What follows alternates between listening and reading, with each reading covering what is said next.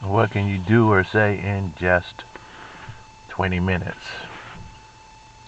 I don't know. All I know is that it's daylight and I'm waiting for a train that's supposed to come in 20 minutes. I see the people walking around again. It's a lot different. Because for once, there's light out here.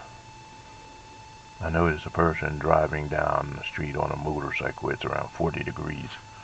It doesn't even feel like it's 40 degrees because of the wind chill. These are hardy people, and I used to be the same way. I wonder what happened to me throughout the ages. I remember riding a motor scooter once in the snow because there was an emergency and I had to get somewhere. It doesn't happen to me now. Things have changed a lot. Weather patterns, age, health, and need. And I think that is the essence of this whole world and this universe. Things are constantly changing. We're trying to find ways to connect with something that is unchanging, something that is constant, like a foundation or an anchor. And it gets harder and harder to find such anchors nowadays. A lot of people look for anchor in knowledge and wisdom, a lot in spirituality. But nowadays, it's even hard to find them in those things because unfortunately we're finding that a lot of the knowledge and history that we learned about, it has been either exaggerated or fabricated altogether. And we are discovering that a lot of the religions we put our trust in have been changed and used in order to bring forth someone else's politics. We're even starting to learn that our own beliefs have been shaped by a society ruled by the desire to have people climb to the top and acquire all of the goods that they can in order to rise to the level of the Most High God, whatever that is, and to claim that they have overcome science, religion, and life. It is like in the 60s and 50s when they didn't hide their desire and they talked about having a war on nature, fighting against nature, trying to destroy it.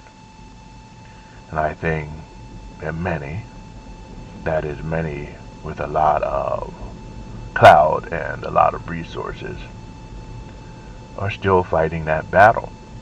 And they think they won because nature is just going crazy. Animals are dying off. Air pollution, all kinds of things are happening. So, that challenges the statement that I made about things changing, doesn't it? Perhaps the truth is that things do change on the face, but deep down there is something that never really ends.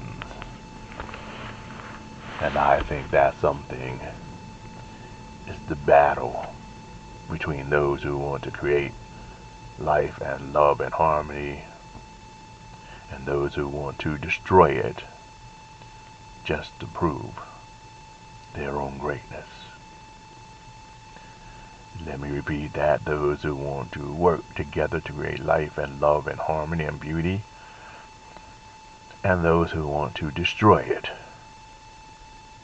just to prove that they have worth and value. You might think that I'm being pessimistic, and you could be right, because there are many people who are just trying to live decent lives. Work, school, family, all of those things.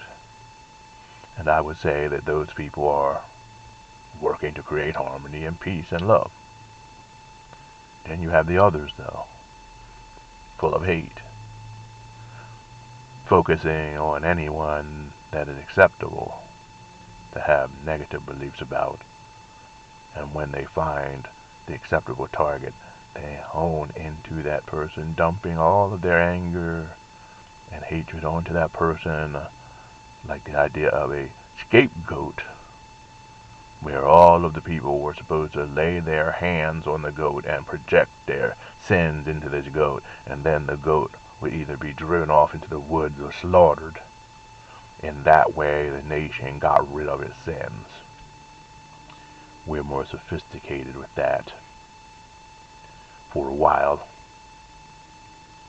we put our hands on the Native Americans. Once most of them were done away with and it wasn't politically correct, we put our hands on the black people. Once that was not politically correct, we started going out of the country, projecting onto Mexicans, projecting onto various leaders, because it became ridiculous to project our own sins onto whole nations. So now we have begun to pick leaders to place our hands on and project the sins of our nation onto.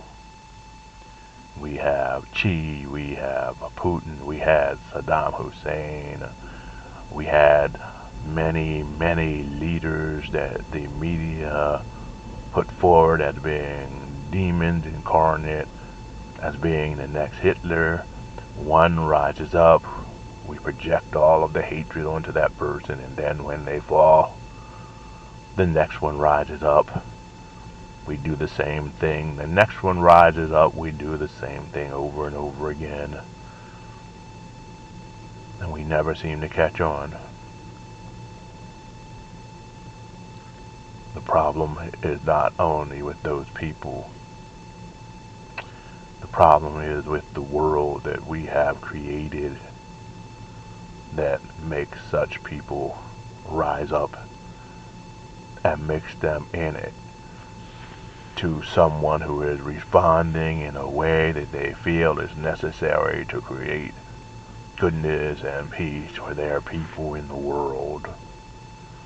All of these people feel that it's necessary to do what they're doing, not because of being evil, but that is their good.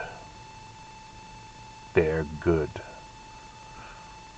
And a lot of them fight against their own conscience, their own moral judgment and character, because they feel that it is their duty to do what is defined as good, even if they don't feel good about it.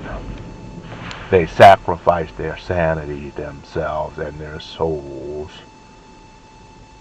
to attack, kill, and destroy, because they think that is good. Now, one might say those people are sick or they're crazy.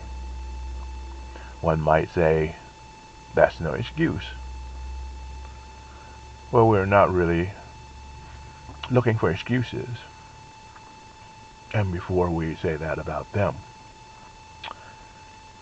I think it's important that we begin to look at our own communities, our own country, and our own self. Think of the bombs that went down in Serbia, the bombs in Yemen, the bombs in Iraq, the bombs in Afghanistan. And you may say, well, those were good for good reasons. I rest my case. The atom bomb was for good reasons, but it killed almost 250,000 people. Why? Because the people who did it thought it was good. The Japanese were ready to surrender. What use of the atom bomb would let the Russians and the rest of the world know the power that we had? So some people decided to drop it. for the good of the country. Sometimes you just want to get away from it all. You go to a place where the air is fresh, the sun is so warm, shining down upon you, and all that is there is beauty.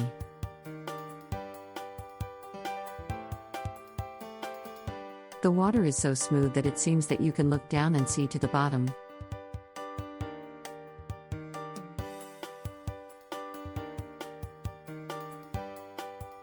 Everything reminds us about wonders of life and how far and wide we can see and understand what's going on. Yes, looking within and going through the beautiful trails always reminds us that there's something better than all of the troubles and all of the worries that we seem to face. Be reminded when you visit nextstepcoaching.mysite.com and find Spreaker and many helpful articles. Join us. So in closing, I say that we really have to be careful as we begin to look at what is good and what is bad, and really be clear about what's going on in the inside of ourselves, our groups, and our collective self as a nation. Because if we don't deal with the treachery and the deceptions and the fear in our shadow that pops up and rises up every once in a while, influencing our behavior, we will be lost. And it will be something that won't transform.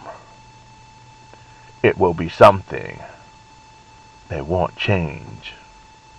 And if there's one thing in the world that needs to be changed and transformed, that's what it is. Thanks for being with us. Visit our radio station. You can find out how to do that at our website below. And we hope to hear from you soon. Oh, smash the bell also and subscribe, so that perhaps someday we will be able to make more videos and to do more things in order to seek out the truth and present it in a world where it's harder and harder to find. Thank you, everyone.